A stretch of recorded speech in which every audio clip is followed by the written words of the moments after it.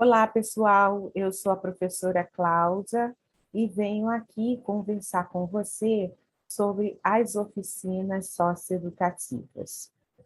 As oficinas socioeducativas, elas já estão, né, na história da profissão já de longa data. O que a gente pode perceber é que o uso desse instrumento veio alinhando-se com aquilo que são as referências teóricas metodológicas do serviço social. O que significa isso? Elas surgem com a profissão, né?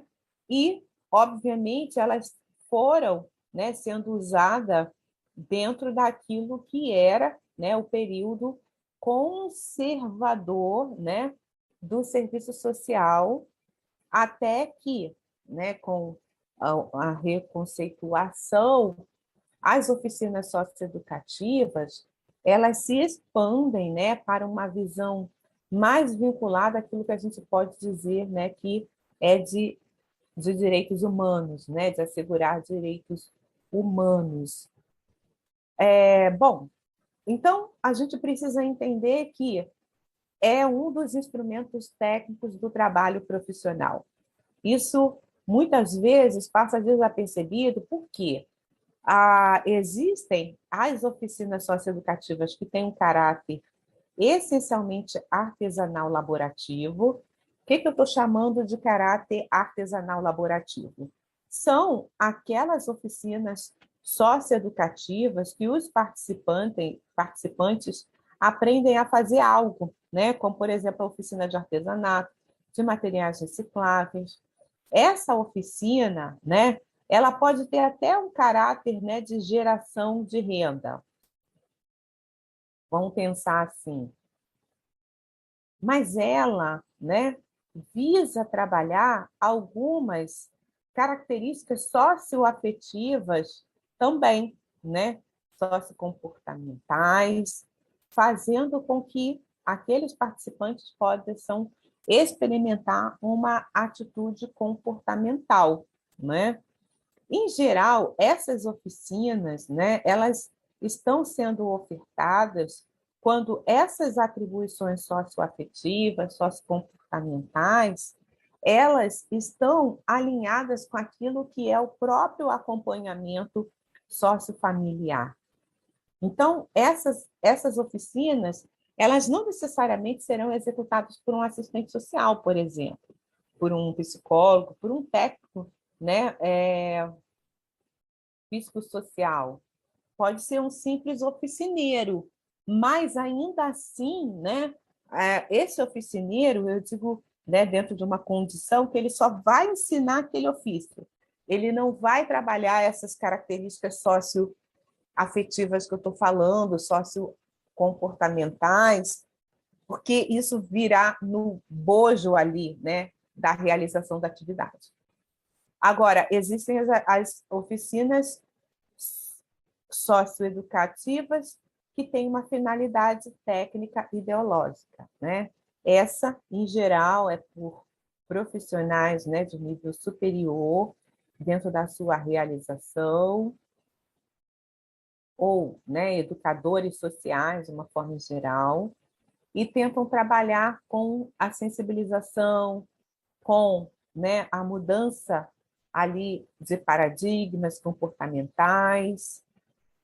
Então, é importante que a gente entenda a natureza, né, a finalidade das oficinas socioeducativas para a gente entender também aquilo que, né, será a sua execução.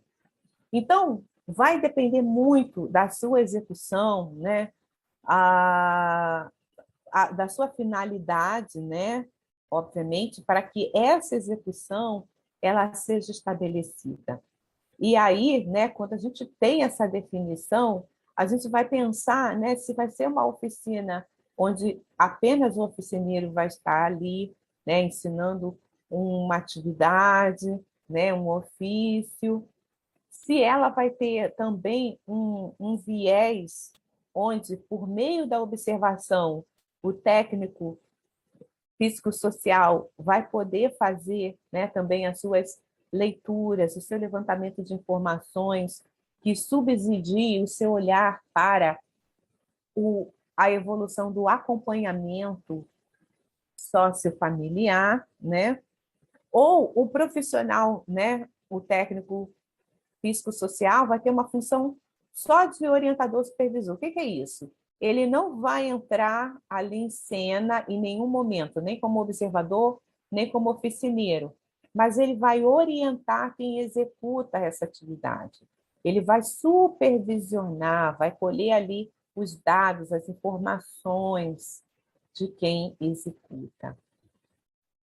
E aí, a gente pode entender que, dentro dessa dimensão, né, quando a gente compreende a finalidade, a gente começa a estabelecer a estratégia que essa oficina vai seguir, mas a gente vai poder também definir a faixa etária, né, o público que a gente quer atingir, a gente vai poder definir o número de participantes, os recursos, né, que a gente possa ali contar.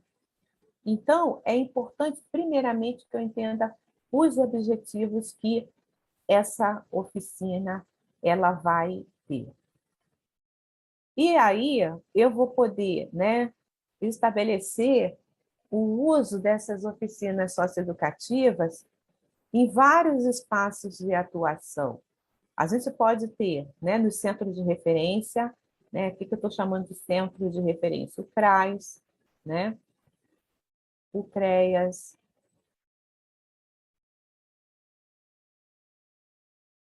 pode ter oficina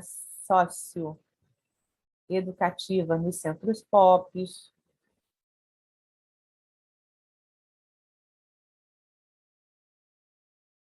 a gente pode ter oficina socioeducativa nos centros especializados, né, no atendimento à mulher. A gente pode ter, né, dentre outros espaços, né, no centro de referência de direitos humanos e vários centros de referência, tá? Agora, eu queria só explicar um diferencial que a gente vai ter nesses espaços. Por quê? A gente precisa, né, lembrar que existe, né, os serviços, né, de convivência e fortalecimento de vínculo. Isso aqui enquanto serviço. Que pode ter oficinas socioeducativas também. Não só isso. Mas a gente pode ter a finalidade do fortalecimento do vínculo e da convivência familiar também, né? Isso aqui aparece como finalidade.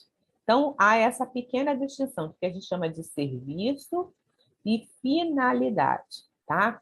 Eu aqui não vou abordar o serviço, porque o serviço de convivência e fortalecimento de vínculo não se reduz em oficinas, pessoal. É bem maior, tá?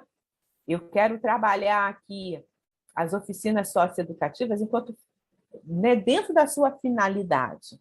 Então, eu posso ter, dentro dos CRAs, dos CREA, dentro dos centros de referência, oficinas socioeducativas, né, que estarão dentro do serviço de convivência e fortalecimento de vínculo, poderão estar, mas elas também vão ter uma finalidade, né, de fortalecimento aí desse vínculo. Porque dentro do serviço, as oficinas socioeducativas, elas podem ter outra finalidade também, ok? Então, dentro dessas finalidades, né, que eu elenquei aqui, ainda temos né, a realização de oficinas socioeducativas em acolhimento institucional. E aí, dentro de acolhimento, você tem casa de passagem, centro de recepção, centros dias e de convivência, que eu já coloquei aqui, né, instituições de longa permanência, casa-lar, né?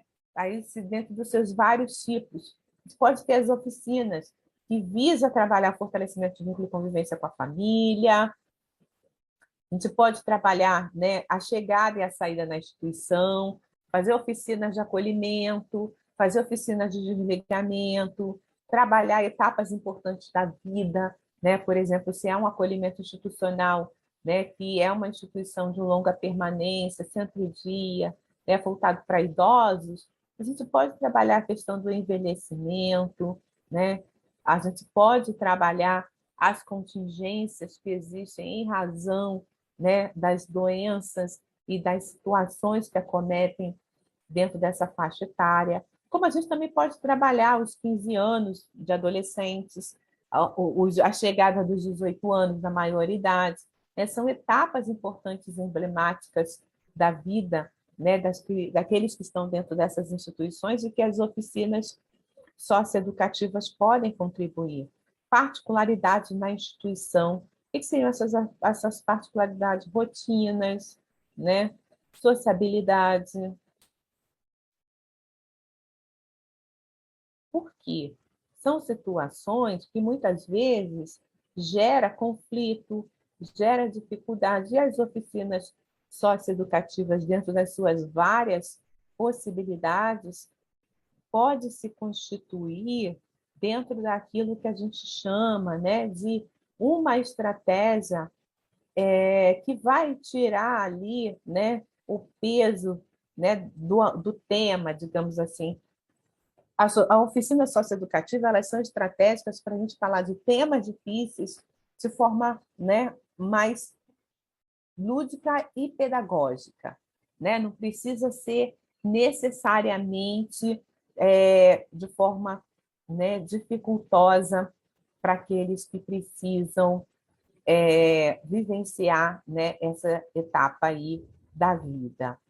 E quando eu digo, né, que essas oficinas socioeducativas, elas podem ter, né, diferentes estratégias, eu trago aqui algumas dicas, né, orientações, por quê? A gente sabe que o grande desafio é tornar essas oficinas socioeducativas, né, atrativas. E é sobre isso que eu quero falar com vocês em outra aula. Tá? Então, vou ficando por aqui, a gente se fala já já.